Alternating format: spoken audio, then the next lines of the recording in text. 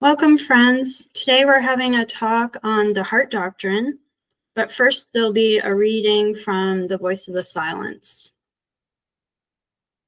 False learning is rejected by the wise and scattered to the winds by the good law. Its wheel revolves for all, the humble and the proud. The doctrine of the eye is for the crowd, the doctrine of the heart for the elect. The first repeat in pride, "Behold, I know." The last, they who in humbleness have garnered, low confess, "Thus have I heard." Great Sifter is the name of the Heart Doctrine, O disciple. The wheel of the good law moves swiftly on. It grinds by day and night. The worthless husks it drives from out the golden green, the refuse from the flower. The hand of karma guides the wheel. The revolutions mark the beatings of the karmic heart.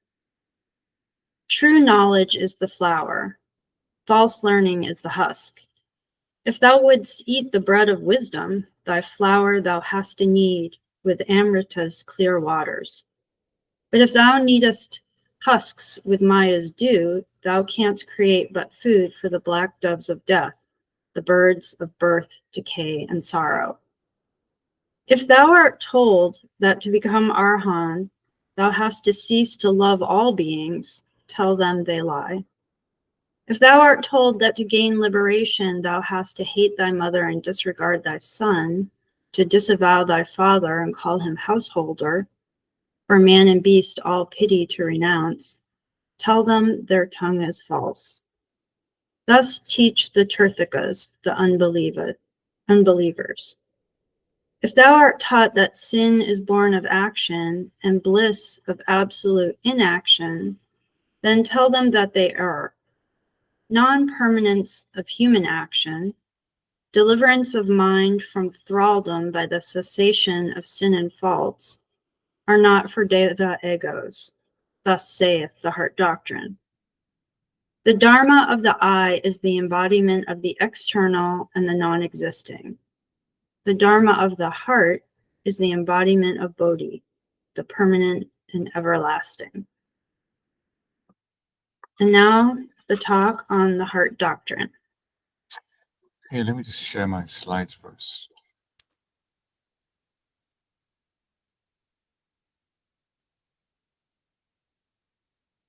Are you able to see this?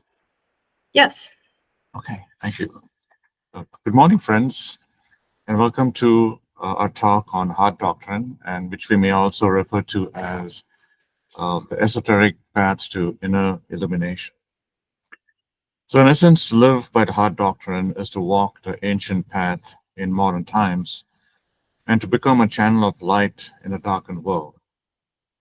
It is the way of the sage, the saint, the Bodhisattva, and ultimately it's the way of our own higher self.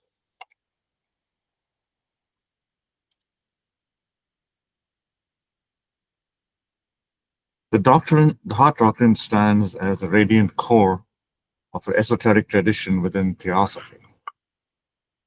It is more than a collection of ideas or metaphysical postulates. It is a living essence of spiritual realization that arises when the aspirant turns inward and lives in harmony with the divine within. And as explained by H.V. Blavatsky in the Sikh doctrine, that the Heart Doctrine refers to the inner path of wisdom, distinct from the Eye Doctrine, which denotes the exoteric and the ritualistic approach to spiritual practice. The Heart Doctrine speaks not to the intellect alone, but to the soul. It is recognized by intuition, affirmed by direct experience, and also authenticated by the ethical transformation it seeks to teach. The doctrines of the heart are timeless. They transcend linguistic and cultural barriers and appear across traditions from the Upanishads and the Bhagavad Gita to Buddhist sutras and the theosophical teachings. They are the voice of the self speaking to itself. The sacred teaching emphasizes that spiritual truth is not external but intrinsic. It cannot be acquired through mere belief or ritual adherence, but must be discovered through the inner process of self-purification, detachment, meditation, and compassion. And H.P. Blavatsky frames the Heart Doctrine as an esoteric key that unlocks the mysteries of the universe and is available only to those who have awakened the inner eye. It is the silence of the deep contemplation, in the stillness of selfless service, and in the boundless joy of compassion that Heart Doctrine unfolds its wisdom. The voice of the silence proclaims that compassion is no attribute, it is a law of laws, eternal harmony. And this passage encapsulates the Heart Doctrine foundation. It is not a teaching one learns, but a truth that one becomes.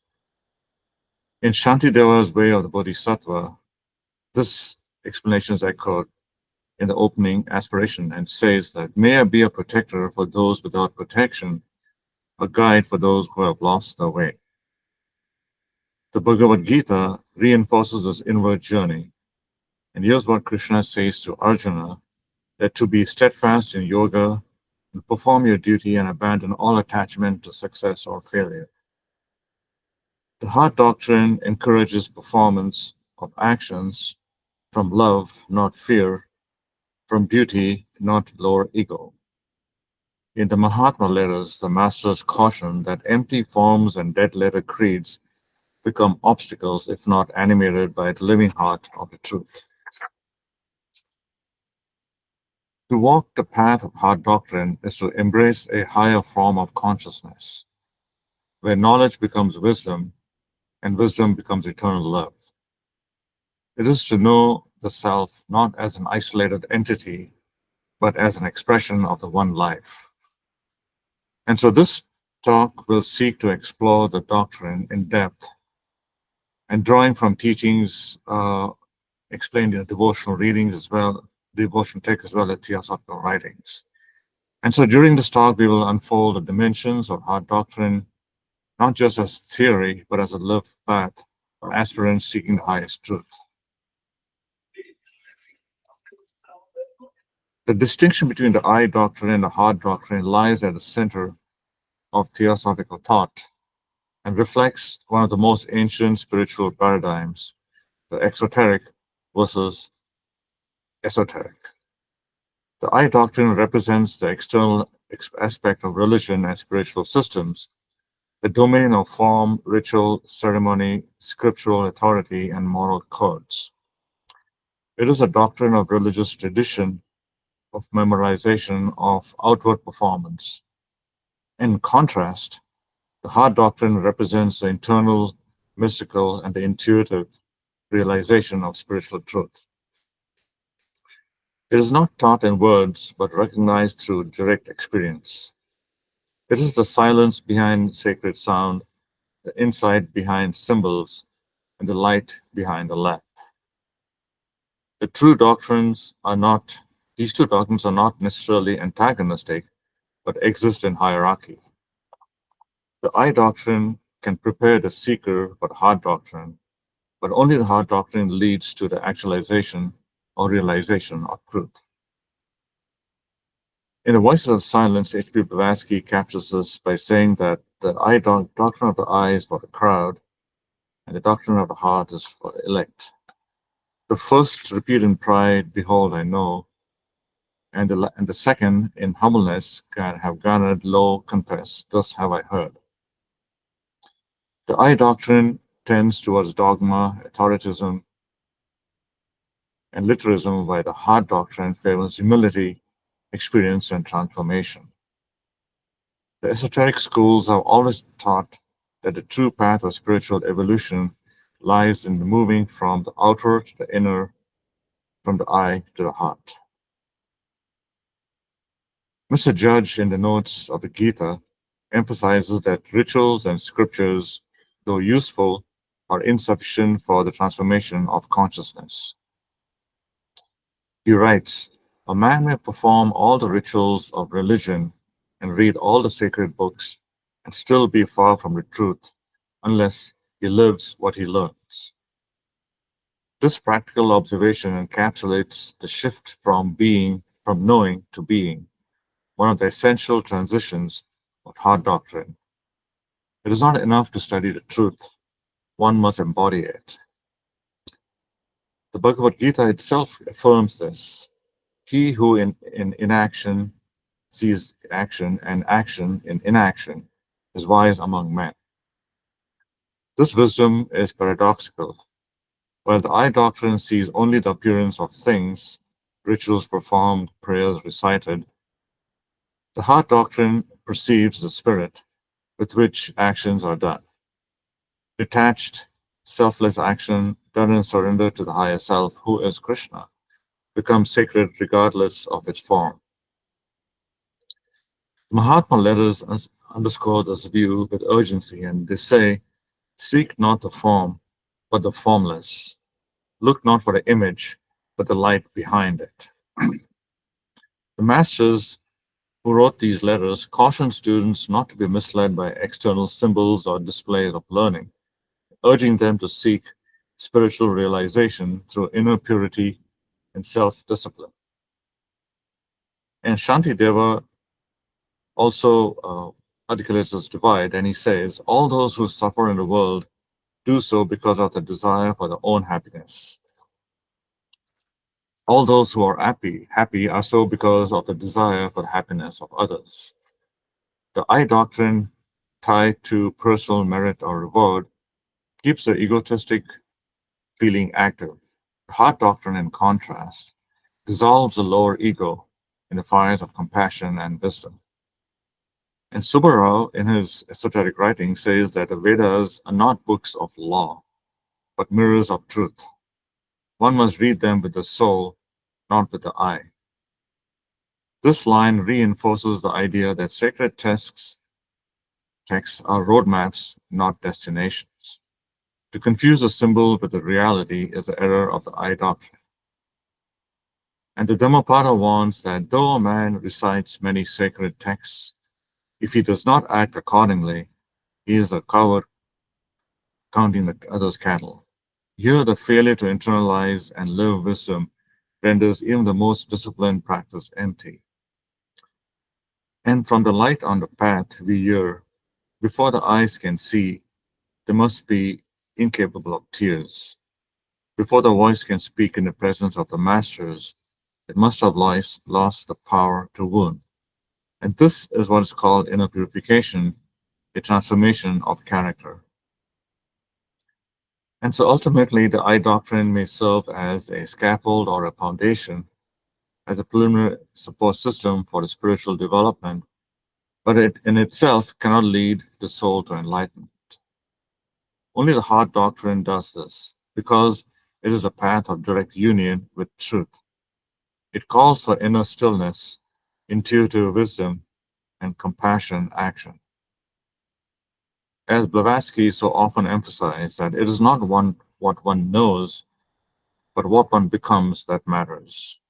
A journey from the eye to the heart is the essential pilgrimage of the soul. The Heart Doctrine is not simply a mystical sentiment or devotional ideal. It is grounded in a deep and coherent philosophical framework that underlines the great esoteric traditions of East and West. Rooted in the principles of metaphysical unity and the transformative power of inner realization, the Heart Doctrine invites the aspirant to move beyond the surface appearances of reality to its living essence. It teaches that the spiritual truth cannot be separated from the consciousness of the seeker, that what we know depends on what we are or are becoming. This doctrine does not reject reason, but transcends it, leading the aspirant from belief to knowing, from knowing to being. And so at the core of this philosophy is the idea of Advaita or non-duality. This ancient insight, which is central to Vedanta or Mahayana Buddhism and Theosophy, declares that all apparent separateness is an illusion, also referred to as Maya, and that behind the diversity of forms lies a single, unchanging, eternal reality. HPB affirms this in the Secret Doctrine by saying that there is one absolute reality which antecedes all manifested conditioned being. The Heart Doctrine draws from this teaching or from this unity to proclaim that the divine is not distant but inherent in all life, including within each being. This spiritual progress is not a journey towards something external, but a process of unveiling what is already present within. The Bhagavad Gita offers one of the clearest expression of this principle by saying that the wise see with equal eye a learned and humble brahmana, a cow, an elephant, a dog, and a dog eater. This clear affirmation of spiritual equality rests upon the recognition of the self in all beings. It is expression of the Heart Doctrine in action. It is not by argument or belief that one realizes this, but by inner awakening. Mr. Judge, in his notes on the Bhagavad Gita, explains that truth lies beyond all symbols. The heart must become the temple where divine truth is realized directly. This teaching highlights the failure of language to capture what only consciousness can apprehend. It is the Heart Doctrine. In the Heart Doctrine, truth is not transmitted from teacher to student as data, but awakened through shared spiritual harmony. Shantideva also invokes this deeper vision by saying that all external things are like a dream, a phantasm. When rightly seen, the wise perceive that clinging to them is the root of suffering.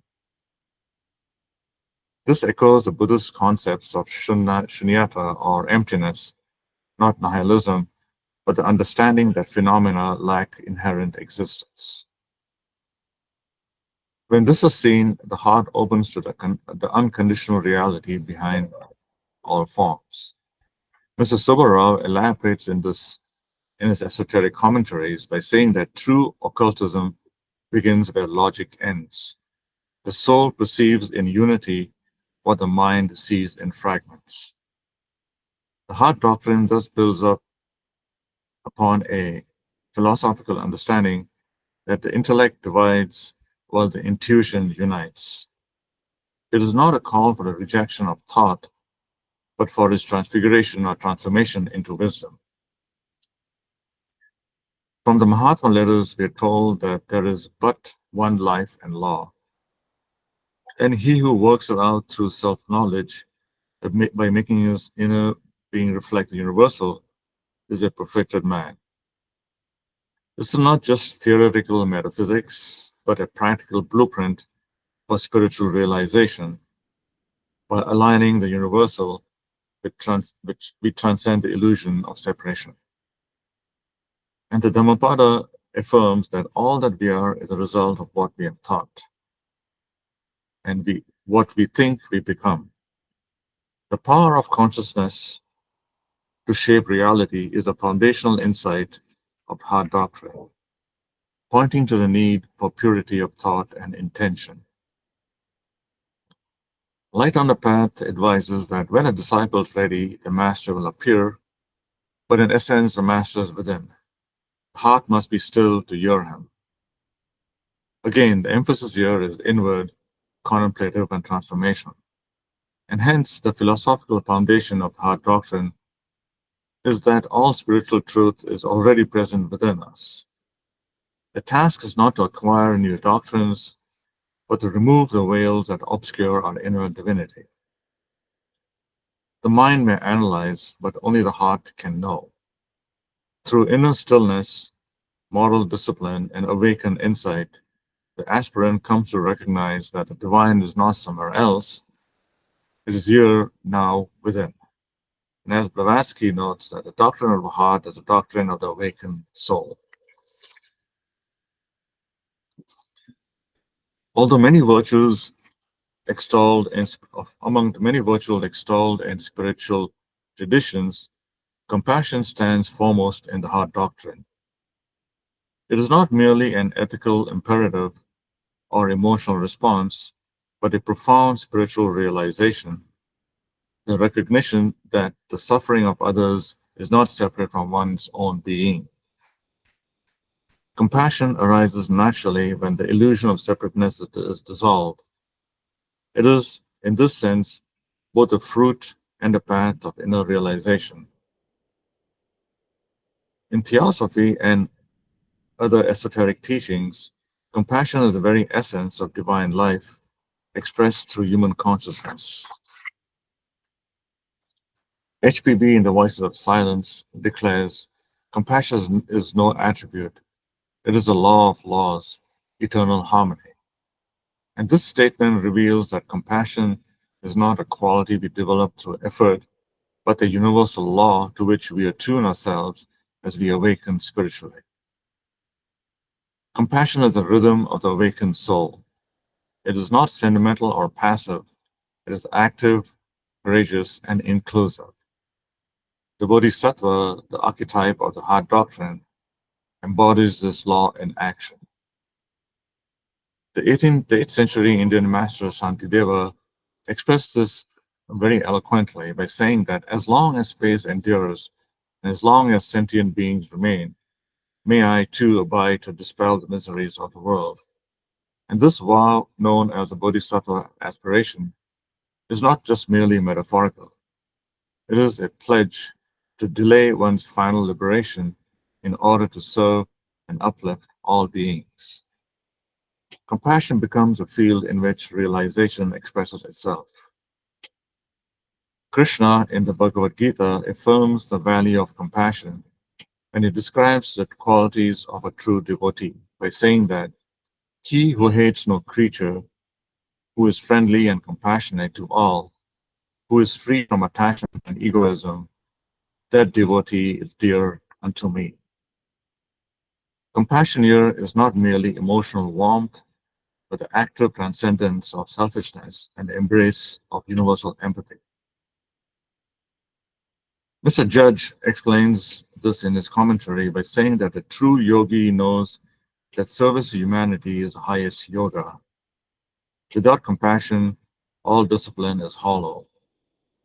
This is a bold claim and reflects the inference made by Heart Doctrine that spiritual practice is not about withdrawal but engagement, not about perfectionism but about love. Mr. Subbarao also similarly teaches that the goal of the adept is not isolation and bliss, but conscious cooperation with the divine plan, which works for the upliftment of all beings. He draws a clear distinction between the liberation taught in selfish mysticism, the liberation that empowers one to serve. From the Master's letters, the Mahatma letters, we are taught that you cannot build up a high temple of wisdom unless you are a pillar of compassion. The Masters demand not scholarship or purity alone, but a cultivation of a loving heart that acts selflessly for others' benefit. The Dhammapada echoes this path and says that let a man overcome anger by love, evil by good, and greed by generosity, liar by the truth. This verse reflects the higher doctrine's practical demand that compassion be lived out in action, not merely felt in intention. Light on the Path advises that give compassion freely and with strength, and let it be a light in the darkness of others. Your compassion is cast not as fragility, but as spiritual strength, a force that brings guidance and healing. HPB also summarizes its teaching by saying that to live to benefit mankind is the first step. To practice altruism is the essence of the path. This ethic of service is not optional. It is the very axis or foundation around which Heart Doctrine turns. Compassion is therefore the hallmark of one who has truly awakened. It is not an emotion, but a form of wisdom, a way of seeing, and a call to action. The Heart Doctrine is not fulfilled in contemplation alone, but in service, not in isolation, but in oneness. To live from the heart is to be moved by the suffering of others, not with despair, but with loving resolve. Bodhisattva is not a distant saint, but a model of what every aspirant is called to become, one whose wisdom manifests through boundless compassion. And so, at the heart of the sacred doctrine stands the luminous figure of the Bodhisattva, a being who, having reached the threshold of liberation, chooses to remain within the cycle of birth and death, also called samsara, out of boundless compassion for all sentient beings. The Bodhisattva ideal, rooted in Mahayana Buddhism, finds deep resonance in theosophy, especially through its emphasis on self-sacrifice, universal responsibility, and inner wisdom expressed as outer service. Bodhisattva is not a mere philosophical ideal, it is the embodiment of Heart Doctrine in action. It represents the highest evolution of human consciousness, where love and wisdom fuse into the noblest form of spiritual dedication. In the Voice of Silence, Blavatsky describes the Bodhisattva as well, and by saying, "Shalt thou abandon the great cause for petty comforts? Can there be bliss when all that lives must suffer? Shall thou be saved and hear the whole world cry?" These questions point to the moral gravity of Bodhisattva's choice, not to retreat into self-liberation, but to become the active agent of others' emancipation. This is not martyrdom, but spiritual maturity, where one sees all beings an extension of one's own essence. Shantideva offers perhaps the most poetic and enduring articulation of the path by saying that, "May I be a guard for those who need protection, guide for those on the path, a boat, a raft, a bridge, for all who wish to cross the flood." Each metaphor reveals an aspect of the Bodhisattva's role: protector, teacher, and means of deliverance. The Bodhisattva does not demand recognition or reward. The work itself is a fulfillment. Krishna's message in the Bhagavad Gita echoes the selfless action. He states, "As the ignorant act with attachment to actions of Bharata, so should the wise act without attachment, desiring the welfare of the world." And this, in essence, is karma yoga, action without personal desire, a fundamental trait of the Bodhisattva. Mr. Judge clarifies this ideal in theosophical language, and he says that he who seeks nirvana only for himself betrays the universal self. True yoga embraces the world in its embrace. The Bodhisattva, then, is one who has transcended ego not to enjoy personal bliss, but to help liberate others from suffering. Subbarao describes the Bodhisattva as a soul that radiates the sunlight of the spirit, withholding none for itself. He teaches that the Bodhisattva is not concerned with hierarchy or personal evolution, but with the total upliftment of humanity through silent transfer of spiritual vitality.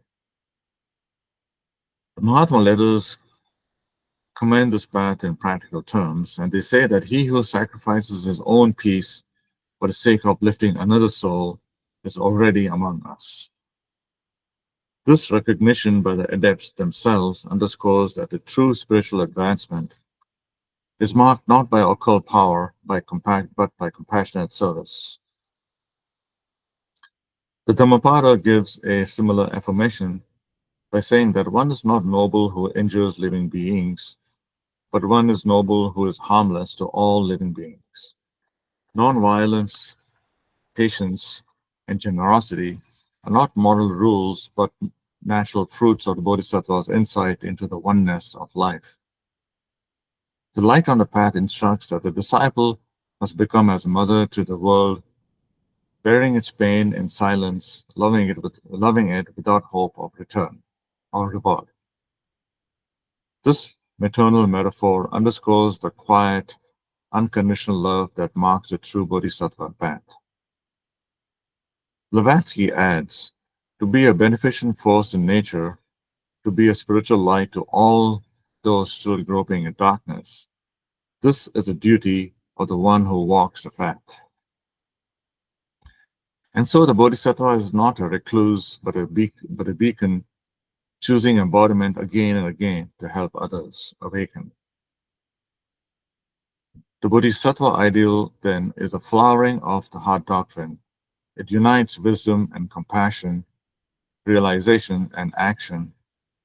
The Bodhisattva does not flee the world, but returns to it as a silent servant of life. This archetype invites each seeker to shift the goal of the spiritual journey from liberation to service, from attainment to offering. In doing so, one walks not only the path of the wise, but the path of truly loving.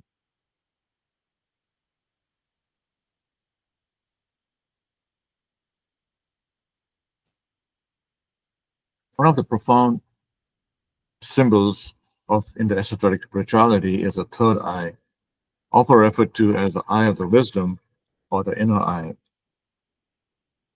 It represents awakening of spiritual intuition and the capacity to perceive reality beyond the illusions of material existence. In the Heart Doctrine, the third eye is not a physical organ, but a metaphysical faculty of direct perception, allowing the aspirant to see with the eye of the soul. It is through this eye that one no longer interprets truth through filtered belief systems or sensory impressions, but comes to know it immediately and inwardly. This faculty, once awakened, grants the vision that the sages and mystics have always described, and is a vision of unity, purpose, and divine presence in all things. H.V. Blavatsky discusses the third eye extensively in The Secret Doctrine by writing that the third eye was once the active organ of spiritual vision, and its gradual atrophy marks the fall of man into materiality. This eye, she explains, is now latent in most individuals, but its awakening is a goal of esoteric training. It is not reawakened through force or formula, but through moral purification, compassion, and contemplative discipline, which are hallmarks of the Heart Doctrine. In the voice of the silence, the disciple is warned, "The mind is a great slayer of the real. Let the disciple slay the slayer."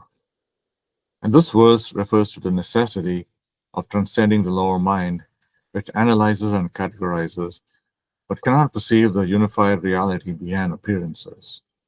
The third eye opens only when the heart has become pure and the lower ego has been silenced. Mr. Judge comments that the higher faculties do not arise through reasoning, but through purity and compassion. The spiritual eye opens only when the heart is cleansed. This is consistent with the theosophical teaching that intuitive knowledge is not intellectual brilliance, but the fruit of ethical living and inner quietude. And Krishna teaches in the Gita, when the mind is disciplined and the soul abides in the self, the yogi sees the self in all beings, and all beings in the self. This is not just a metaphor, but it's a description of the third eye in operation, the awakened inner perception of unity and inner being. And Shantideva explains that when rightly seen, the wise perceive that all external beings are like a dream, a phantasm. Clinging to them is the root of suffering. The Bodhisattva sees the veil of appearances not through analysis, but through intuitive recognition.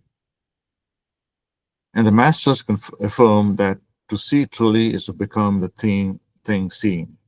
The adept sees because he has become. This insight reflects the highest function of intuitive wisdom. It is not dualistic perception, but a non-dual being.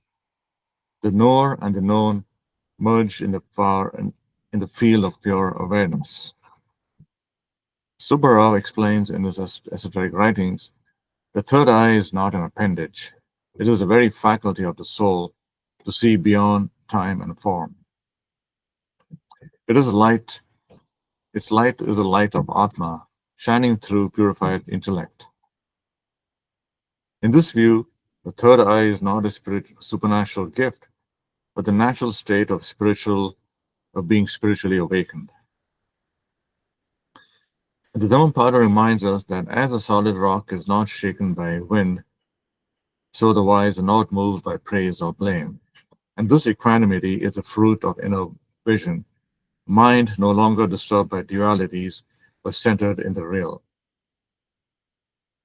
The light on the path says that when your mind is still, when your soul becomes a mirror, then the light of the spiritual will illuminate your path.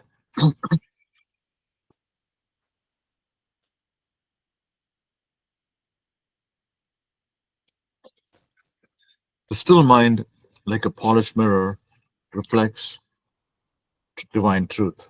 The third eye opens when the mind ceases to grasp and the heart begins to receive. Thus, the third eye is a symbol and function of the Heart Doctrine itself. It is the inner light that guides without words, sees without senses, and knows without doubt. Intuitive wisdom is not merely esoteric curiosity, it is only means by which one truth can be known directly.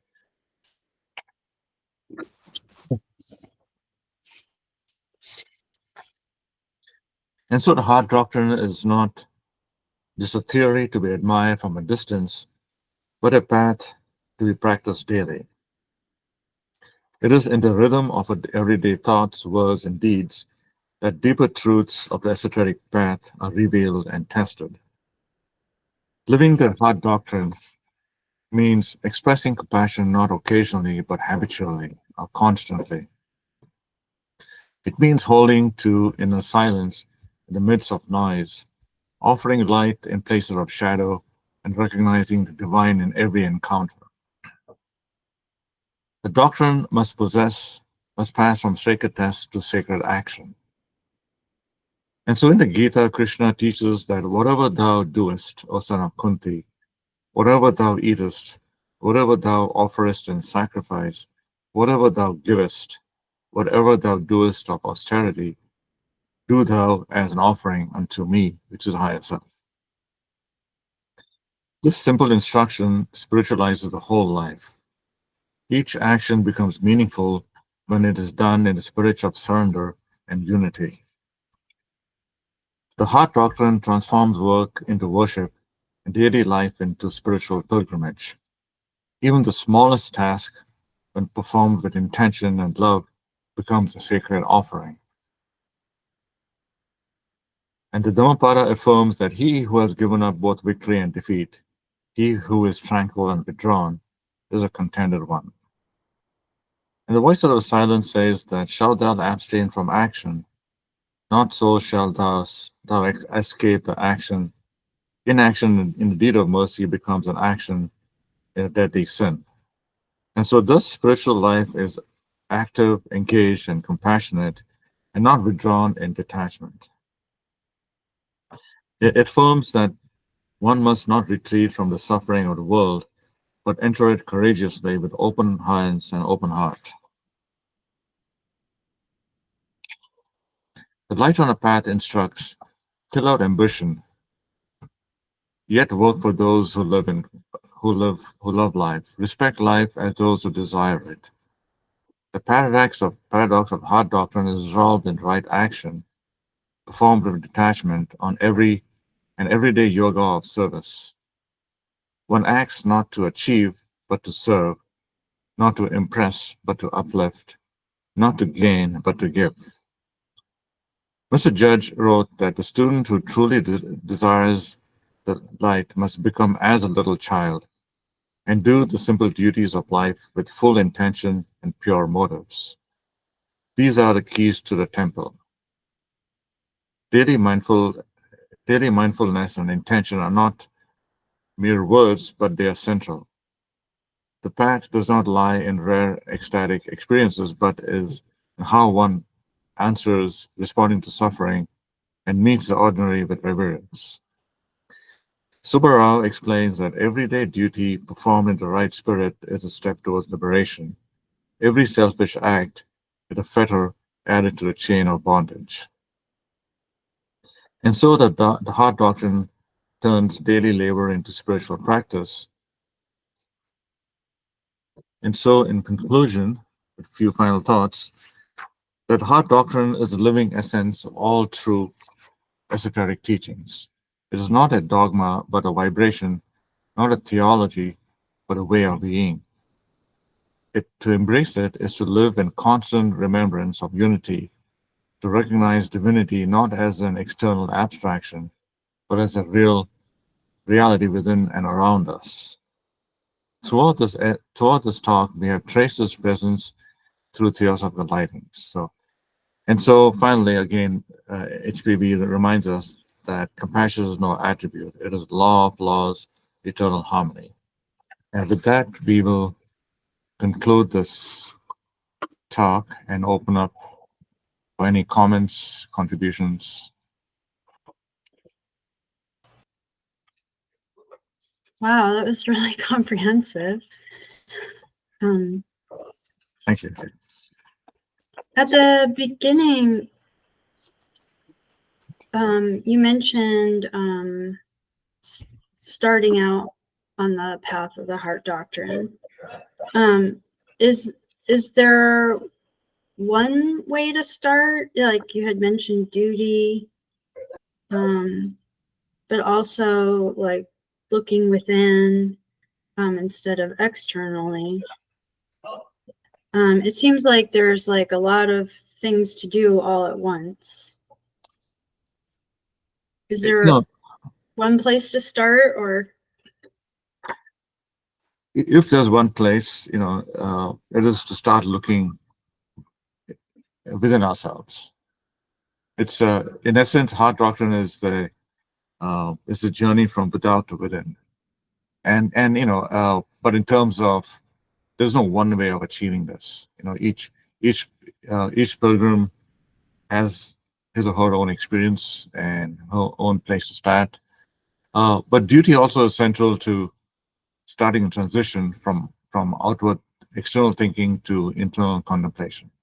So those two, I would say, duty and focusing on inner thoughts, on your higher self, really trying to recognize that who you are in reality, as the master said, to just think that thou art that your reality, the higher self. Those two could be starting points, but how you get there, how you establish your path, can be is very individual. There's no really hard dogma that we have to follow to the inner path. If this is the path of union with truth, and we can look for truth in ourselves, as you mentioned, going inward. Is it part of the Eye or the Heart Doctrine to look for the truth within others or within a situation, or try to just focus on compassion? Compassion is this universal law that we have to perceive intuitively. It's more than just an emotion. But circling back to your first part of your question, Mr. Judd said somewhere that to contemplate in the oneness of all. So when we seek the self within us, it has to be through a recognition that self within us is the self of all, and that we are not ourself, inner self, not separate from other selves. And so perhaps, really focusing on the oneness, which is also the core of the first fundamental, which we discussed earlier this morning, that could be a really good start to really actively discourage the thoughts of separateness from springing within us. And that is the outcome of our own personalities. It springs up within all of us, most of us, I would say, and and to check that thought and focus on oneness, that the self of one is the self of all. And if you're in a situation where you're not sure what to do, maybe could be compassionate for everybody involved, or or in our own capacity, try to say that I think Shantideva says that look at other suffering as your own suffering too, and not just leave, not just to say, that's your karma and you're on your own, but find a way to help ease that. And that is in a way an outward expression of the oneness of the self of all. even if all one can give is a thought. Yes. Something. You do all you can. That's what the masters ask, right? You can just do what you can. Each one have, all of us have maybe understand a different facet of the truth, but whatever we can do is all that is asked of us. But do it in a true spirit. How it's done. Yeah. Really matters.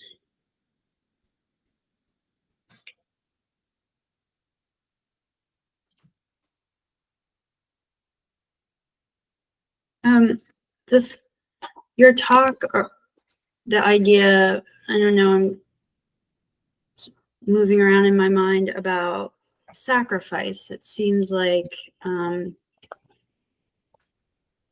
sacrifice is required. But perhaps sacrifice is required for every action. It just depends to whom the sacrifice is made, or what's being sacrificed. It seems like we should always sacrifice the outer to the inner, the ego to the heart. But it can definitely be tricky.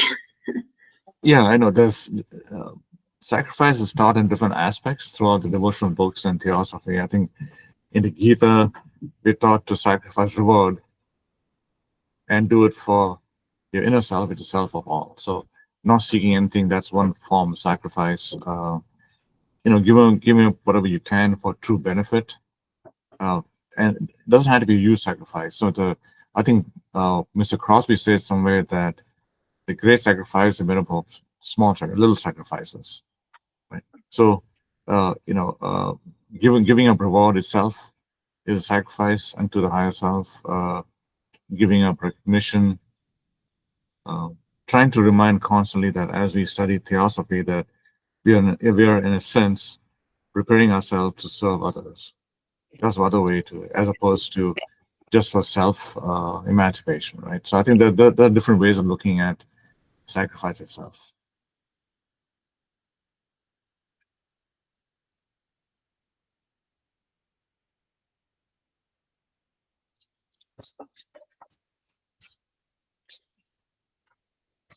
Here's what Krishna says, right? That to be steadfast in yoga, perform your duty and abandon all attachment to success or failure. And that's one form of sacrifice itself, not seeking personal reward.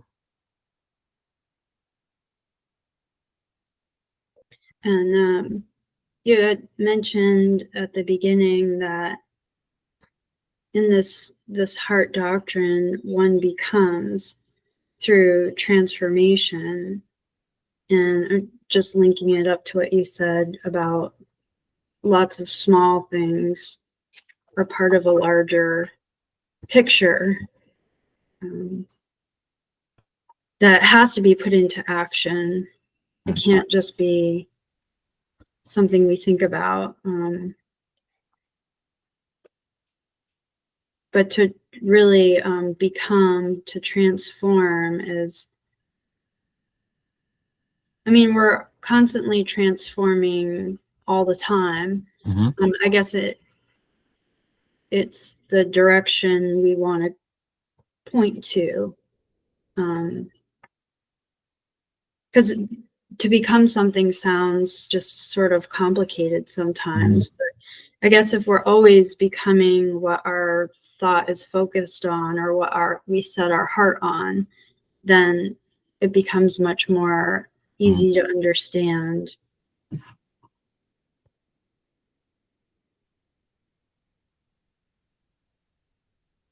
I think HPB said somewhere, right, that Theosophist is who Theosophy becomes, or something along those lines. Right? Yeah, Theosophy is who Theosophist does, or something. Yeah, something along, yeah. So Theosophist is who Theosophy does. yeah, Theosophy does, yeah.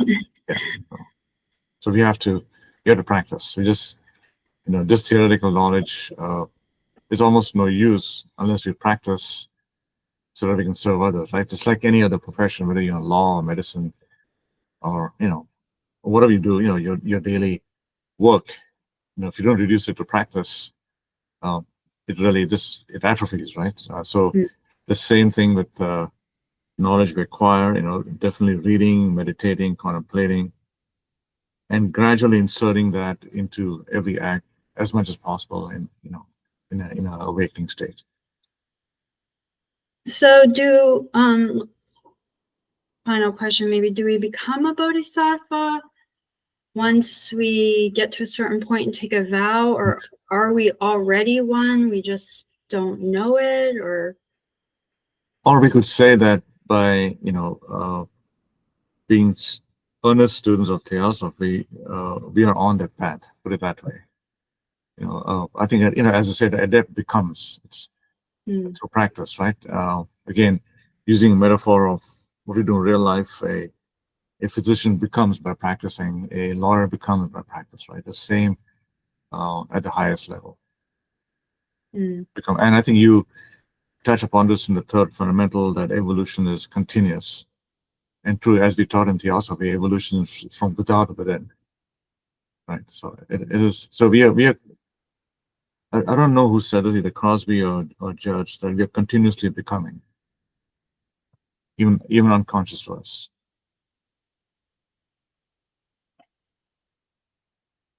right? So setting the direction helps us to follow through. Yes.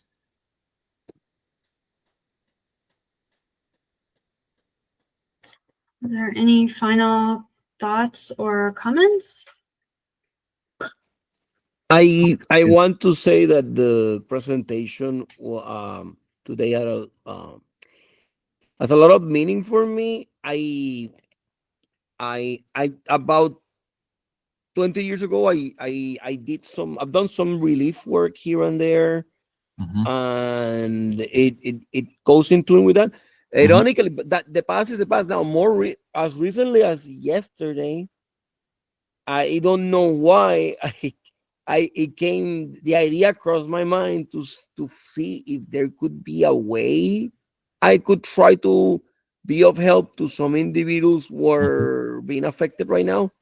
And as I was hearing this presentation, I decided to just go ahead and contact someone I know that's working with a very vulnerable, a very affected group of individuals, and see if there's something I can do about it. After even learning if it's that, on a distance. Yeah. See, now learning that's what you did. You put it into practice. All of us should do that. So. Yeah. I decided to just give it a try. I'm waiting to hear, because there's a big time difference from the location for which I checked to see if I could be of help. I'll hear, because I say I need to check if it's even feasible, because sometimes with professional licenses there's some restrictions in what you can do with what state to state or country to country. But I don't know. I at least I got set the ball rolling to see if there's something I can do.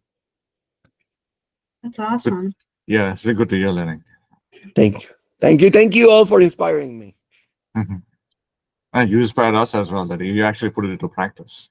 Yeah, that's even truly wonderful. before the meeting ended. Yeah. Yeah, no, but it's really, it is, 'cause we're talking about very, very sophisticated levels of spirituality. And but it's important to try to start. And I really like that part where you were alluding to that that sometimes the smallest things, you know, before someone can fantasize, oh, I'm gonna save the world or something that ambitious, simple.